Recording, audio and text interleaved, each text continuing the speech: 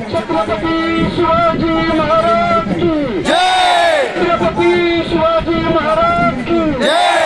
छत्रपती शिवाजी महाराज की जय। धर्मवीर संभाजी महाराज की जय। धर्मवीर संभाजी महाराज की जय।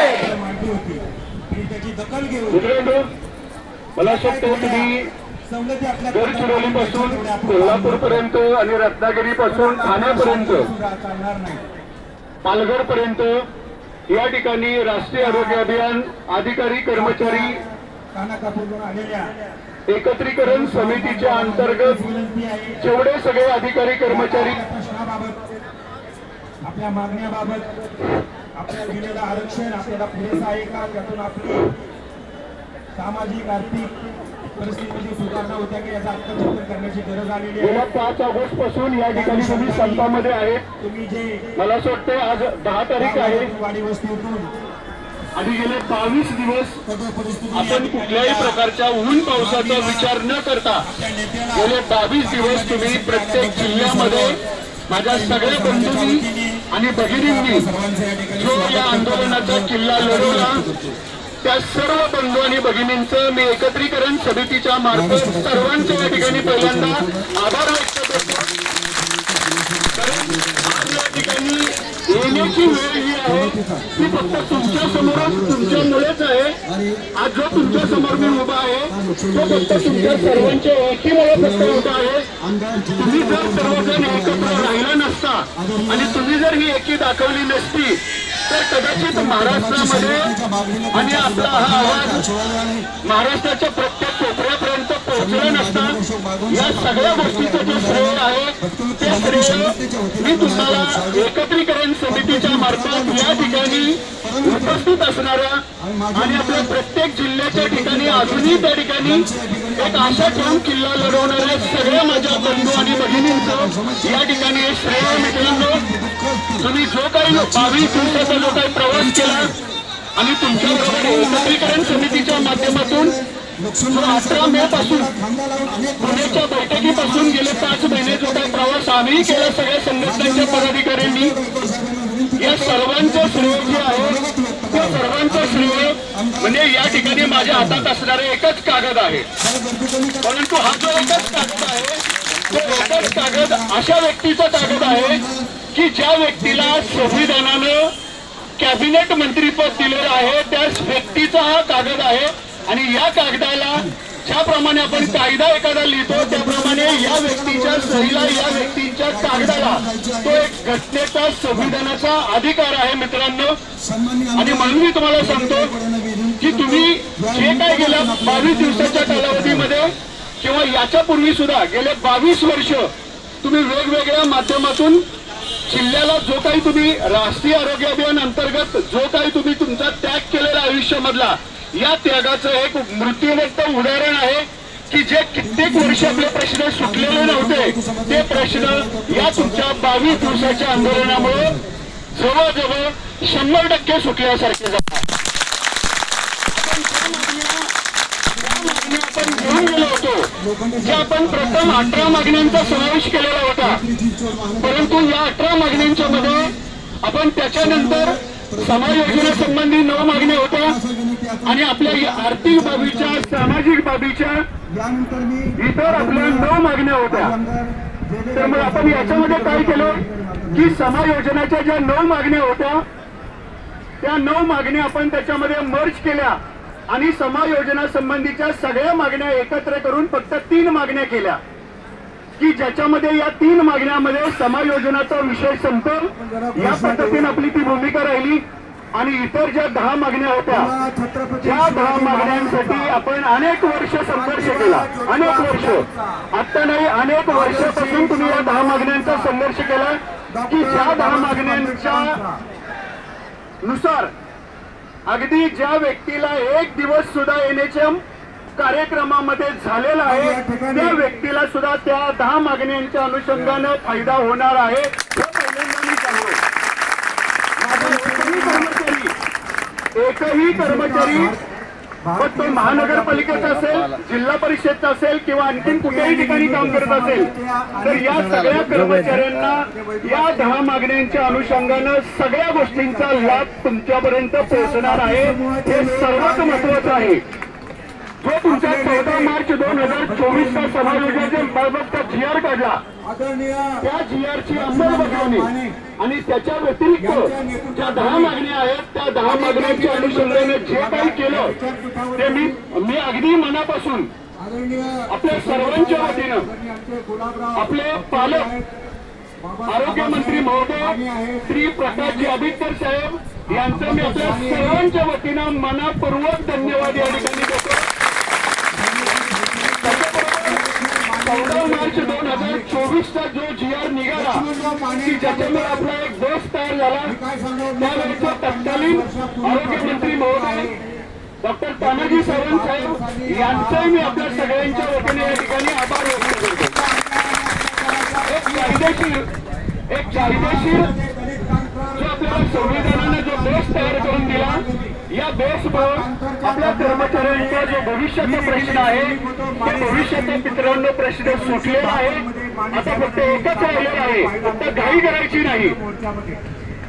जोपर्यंत आपल्याला हे कागदावर आलेलं आहे, परंतु जोपर्यंत त्या कागदाच्या अनुषंगानं तुमच्यापर्यंत ती पत्र पोहोचत नाही, तोपर्यंत कुठल्याही प्रकारचं मत व्यक्त करू नका. ऐका, मी तुम्हाला सांगतो. कारण का या कागदामध्ये ज्या काही मागण्या आहेत ते मी तुम्हाला क्लिअर करतोच, परंतु हे सगळे कागद तुमच्यापर्यंत पोहोचायला आपण गेले 21 दिवस, सर्वात महत्वाचं म्हणजे आपल्या मुंबईची आरोग्य भवनची टीम ही जवळजवळ 280 कर्मचारी या ठिकाणी आझाद मैदानामध्ये बसून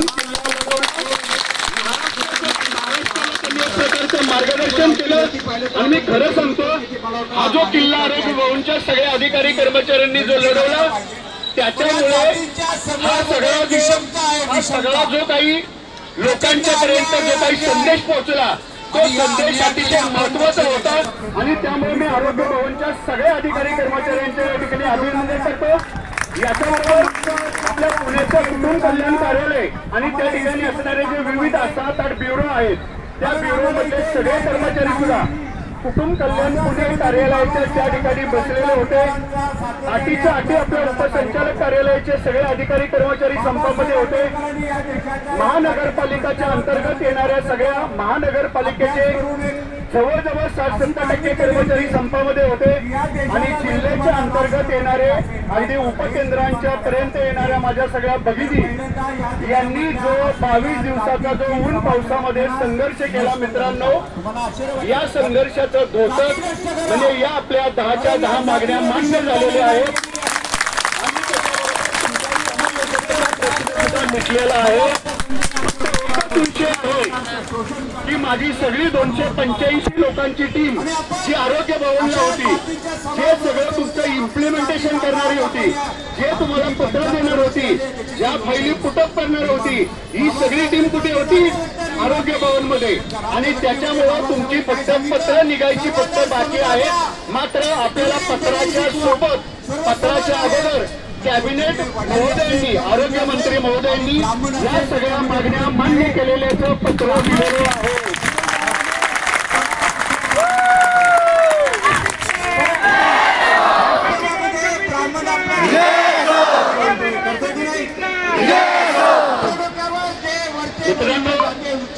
आपल्या एखाद्या आंदोलनामध्ये स्वतः कॅबिनेट मंत्री महोदयांनी काल जवळजवळ 1.5 ते 2 तास सगळ्या आपल्या पदाधिकाऱ्यांच्या संघटनांचे, सर्व संघटनांचे जी आपण एकत्रीकरण समिती 18 मेला पुण्यामध्ये तयार केली, याच्यामध्ये जेवढ्या 17-18 संघटना एकत्र आल्या, या सगळ्या 18 संघटनांना एकत्र घेऊन काल आपण मंत्री महोदयांच्या सोबत चर्चा केली. आणि ती चर्चा एवढी व्यवस्थित आणि शांतपणे झाली की मंत्री महोदयांनी गेल्या 22 वर्षामध्ये तुमच्या सर्वांच्यावर जे काही अन्याय अत्याचार होत होते, तुम्ही अगदी प्रामाणिकपणे आरोग्य सेवा देत असताना सुद्धा तुम्हाला ज्या ज्या गोष्टींना सामोरं जावं लागत होतं ते सगळेच्या सगळे प्रश्न सोडवण्यासाठी आरोग्य मंत्री महोदयांनी संवेदनशील होऊन तुमच्या या सगळ्या मागण्यांचा अतिशय सकारात्मक विचार केला आणि त्याच्या पद्धतीने आपल्याला हे पत्र दिलं. आता फक्त एकच विषय आहे, आपल्या आरोग्य भवनची टीम त्या ठिकाणी उद्यापासून जॉईन होईल. आपणही सगळे कर्मचारी उद्यापासून जॉईन होईल. आरोग्य भवनची आपली जी टीम आहे ती आरोग्य भवनची आपली टीम उद्यापासून या पत्राच्या अनुषंगानं आणि या मागण्या मंजूर झालेल्या अनुषंगानं पहिली फुटप करतील. काही मागण्या पत्र निघायला 8 दिवस लागतील, काही मागण्या पत्र निघायला 15 दिवस लागतील, काही मागण्यांना 30 दिवस लागतील, काही मागण्यांना 3 महिने लागतील. परंतु या सगळ्याच्या सगळ्या मागण्या तुमच्या मान्य झालेल्या आहेत एवढं मात्र मी तुम्हाला सांगतो. आणि याच्या अनुषंगाने ज्या फाईल फुटप केल्या जातील या फाईल फुटप झाल्यानंतर त्याची पत्र येतील. परंतु त्याच्या समेत एक मात्र गोष्ट तुम्हाला सांगतो, मंत्री महोदयांनी काल एक शब्द दिला आहे की समावेशनाच्या अनुषंगानं काल जी बैठक झालेली आहे त्या बैठकीच्या अनुषंगानं सगळ्या या कर्मचाऱ्यांनी हे आंदोलन स्थगित केल्यानंतर मी 2च दिवसाच्या कालावधीमध्ये तुमच्या 15% पगारवाढीचं पत्र तुमच्या हातामध्ये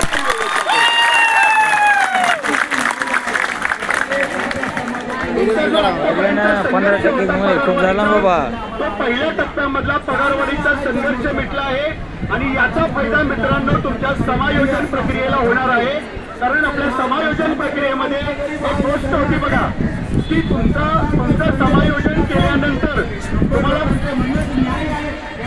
तुम्हाला पुढच्या वेतन श्रेणीचा त्या ठिकाणी ती वेतन श्रेणी दिली जाईल. त्यामुळे तुमचा 15% पगार वाढल्यामुळे एखाद्या कर्मचाऱ्याचा 30,000 जर पगार असेल तर त्या कर्मचाऱ्याचा या टप्प्यामध्ये 34,500 रुपये पगार होईल आणि त्याच्या पुढची श्रेणी मिळेल. हा सगळ्यात तुम्हाला महत्वाचा फायदा. आणि मी खरं सांगतो की समायोजन प्रक्रियेच्या पूर्वी तुमचा पगार हा वाढ होणं हे सर्वात महत्वाचं होतं आणि ती पगार वाढ या ठिकाणी झाली आहे. परंतु या पगारवाढीमध्ये आणखीन एक विषय आहे, दरवर्षी आपल्याला जी 5% वाढ मिळत होती सरसकट 5%, तर आता याच्या पुढे तुम्हाला दरवर्षी प्रत्येक वर्षाला 5%च्या ऐवजी आता 7.5% पर्यंत वाढ केलेली आहे. आणि अजून त्याच्यामध्ये आपण बदल काही करणार आहोत. कारण जे केंद्र शासनाच्या गाईडलाईन आहेत त्या केंद्र शासनाच्या गाईडलाईन अशा सांगतात पगारवाढीबद्दल की कोणताही कर्मचारी असेल ज्या कर्मचाऱ्याचा 11 महिने 29 दिवसाचा कार्यकाल एक ऑर्डर जर पूर्ण झाली असेल तर त्या कर्मचाऱ्याला कुठल्याही परफॉर्मन्स न बघता सरसकट 5% वाढ द्यायची आहे. केंद्र सरकारचा निर्णय आहे. जसं आपण म्हणतो की आपल्याला 5% मध्ये outstanding, excellent, good, not satisfactory करून दिलं, असं याच्या पुढे आता होणार नाही. भविष्यामध्ये तुमचा हा पगार जो आहे तो सरसकट 5% वाढ होईल आणि जे 2.5% वरचे किंवा 3% आहे याच्यामध्ये मात्र तुम्हाला काय लागेल, तो एक्सलंट किंवा आउटस्टँडिंग लागेल. परंतु जो बेस आपला 5%चा आहे तो सगळ्या लोकांचा क्लिअर होऊन जाईल.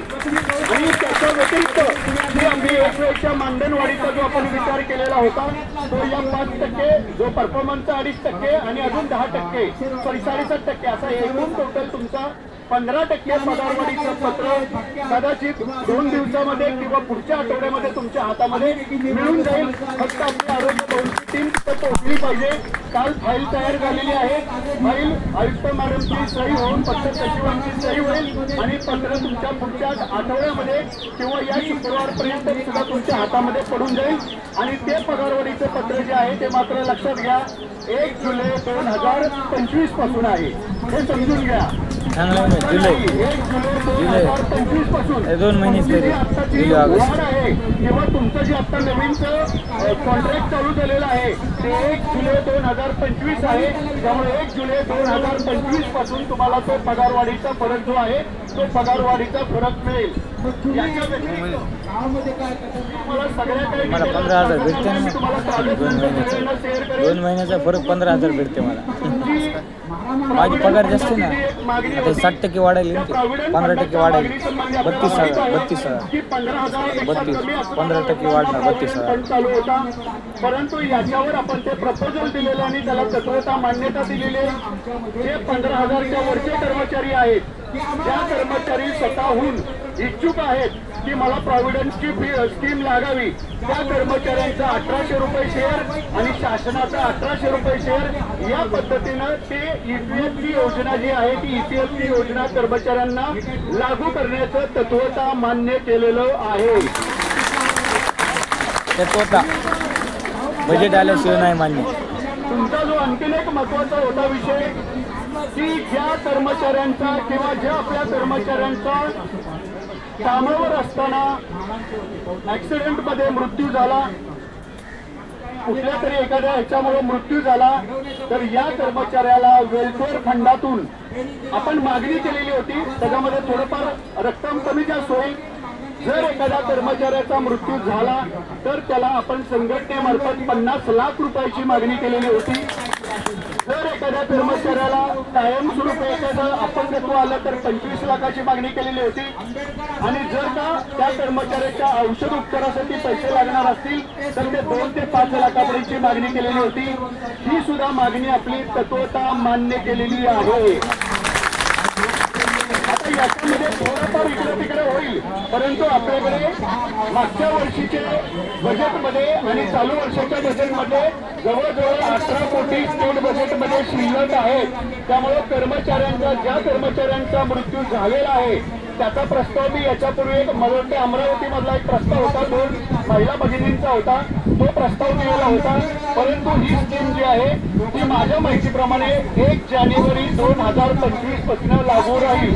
1 जानेवारी 2025 पासून ज्या ज्या कर्मचाऱ्यांचा या पद्धतीने ऍक्सिडेंटमध्ये मृत्यू झालेला असेल तर त्या कर्मचाऱ्यांच्यासाठी या पद्धतीनं तुम्हाला वेलफेअर फंडातून ही स्कीम लागू करण्याचं मंत्री महोदयांनी मान्य केलेलं आहे. मंत्री महोदयांनी उलट या बाबतीमध्ये अतिशय सकारात्मक गेलं की त्या कर्मचाऱ्याच्या कुटुंबाला त्याच्या ऍक्सिडेंट नंतर 1ही रुपया मिळत नाही, परंतु ही स्कीम तात्काळ लागू करा. याचे प्रस्ताव तात्काळ आमच्या ऑफिसला द्या, हे लागलीच तात्काळ मी मंजूर करून देतो. या पद्धतीने मंत्री महोदयांनी काल बैठकीमध्ये सांगितलेलं आहे. याच्यानंतर आणखीन एक महत्वाचा विषय, तुमचा जो दरवर्षी आपल्याला परफॉर्मन्स रिपोर्ट लिहावा लागतो, त्या परफॉर्मन्स रिपोर्टसाठी तुम्हाला अनेक गोष्टींना अडचणींना सामोरं जावं लागतं. अनेक गोष्टी आहेत की ज्या माझ्या सगळ्या महिला भगिनींना माहीत आहेत, ज्या माझ्या पुरुष बांधव जे आहेत त्या सगळ्या लोकांना बी माहीत आहेत. तर या संबंधी सुद्धा मंत्री महोदयांनी 100% आपल्याला त्याच्याबद्दल रिलीफ नाही दिलेलं, परंतु की तुम्हाला ज्या ज्या गोष्टींचा त्रास होतो, ज्याच्यामुळं तुम्हाला या सगळ्या गोष्टींना आपल्या महिला भगिनींना बांधवांना हे सगळे परफॉर्मन्स रिपोर्ट घेताना ज्या अडचणी येतात, जे कोण मंडळी त्रास देतात, यांच्यावर कारवाई करण्यासंबंधी किंवा त्या पद्धतीचं पत्र देण्यासंबंधी मंत्री महोदयांनी काल मान्य केलेलं आहे. याच्या पुढे तुमच्या कुठल्याही ठिकाणी तुम्हाला कुठल्याही प्रकारचा कुठलाही कर्मचारी त्रास देणार नाही. जे तुमच्या स्तरावर कधी वैद्यकीय अधिकारी किंवा कोण जर अगदी सगळे लोक त्रास देत नाही, परंतु जे लोक त्रास देतात या लोकांच्यावर निर्बंध घालण्याचं काम मंत्री महोदयांनी काल मान्य केलेलं आहे. त्यांचं असं मत आहे की रेग्युलर कर्मचाऱ्यांना सुद्धा परफॉर्मन्स रिपोर्ट असतो, त्या पद्धतीने NHM कर्मचाऱ्यांना सुद्धा रिपोर्ट असेल, परंतु NHM कर्मचाऱ्यांना जो त्रास होतो तो त्रास दूर करण्यासाठी जे आवश्यक पत्रव्यवहार आहेत ते मी करायला तयार आहे आणि तीही गोष्ट आपली काल मान्य केलेली आहे.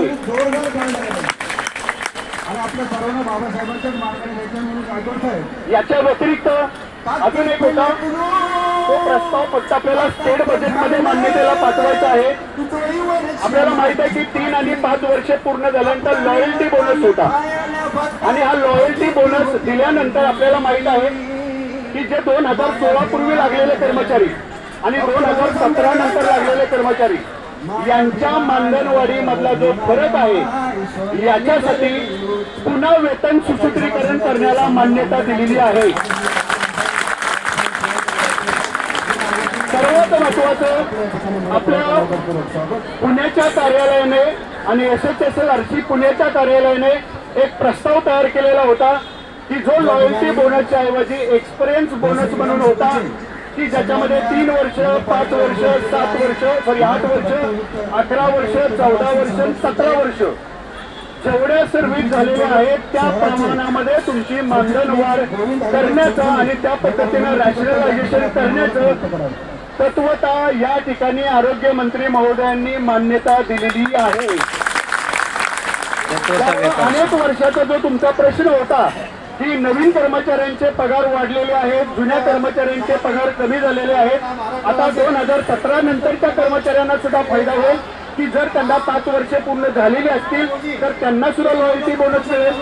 त्या कर्मचाऱ्यांची 7 वर्षे पूर्ण झाली असेल, 8 वर्षे झाले असतील तर त्यांनाही फायदा मिळेल.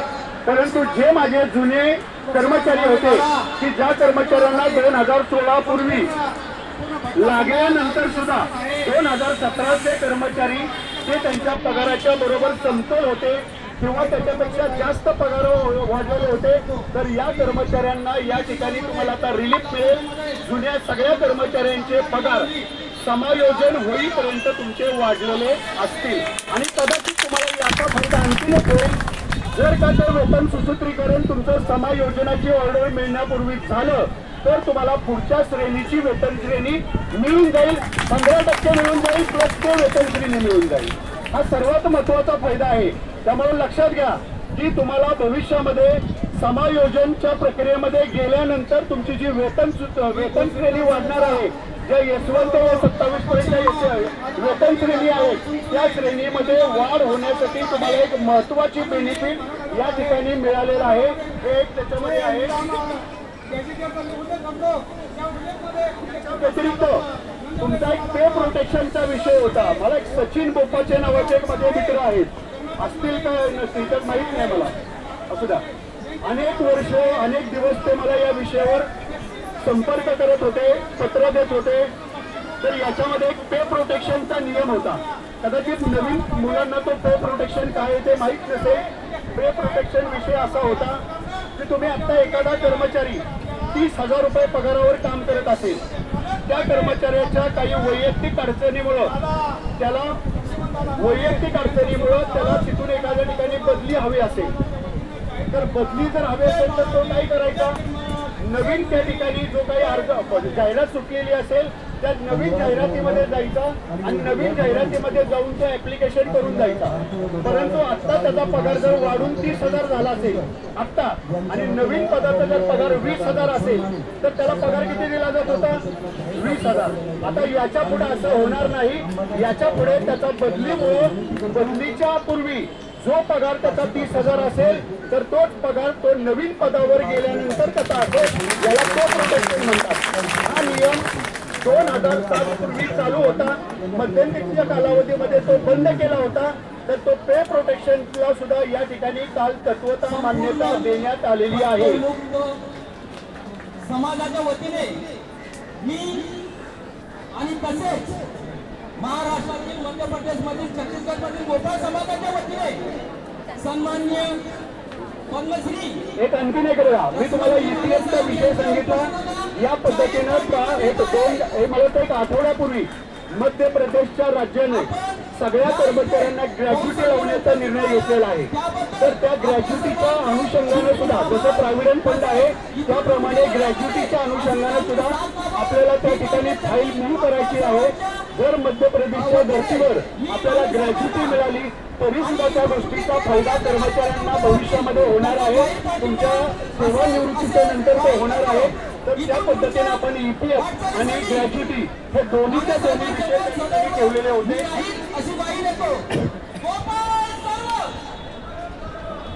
याच्या व्यतिरिक्त तुमच्या जिव्हाळ्याचा विषय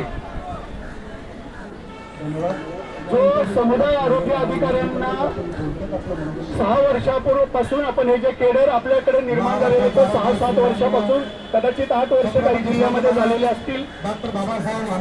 तर समुदाय आरोग्य अधिकारी या एका केडरला ज्याप्रमाणे बदलीचं धोरण लागू केलेलं आहे त्याप्रमाणे आपल्या आयोजन अंतर्गत सर्व केडरसाठी बदलीचं धोरण लागू करण्याचं तत्त्वता मान्य केलेलं आहे. तत्वता ना उपयोगाचे नाही ते काहीच तत्वता काहीच उपयोगाची नसते म्हणजे करू पुन्हा म्हणता येते आता काहीच नाही तत्वता. जर आपल्या स्वतःच्या जिल्ह्यामध्ये स्वतःच्या गावामध्ये तो दुरुस्त असेल तर बदली करून जाण्यासाठीचं जे धोरण आहे ते धोरण काल शासनानं मान्य केलेलं आहे. बदली करता येते ते म्हणजे तत्वता मान्यच. याच्या व्यतिरिक्त आपल्या ज्या सीएचओ केडरसाठी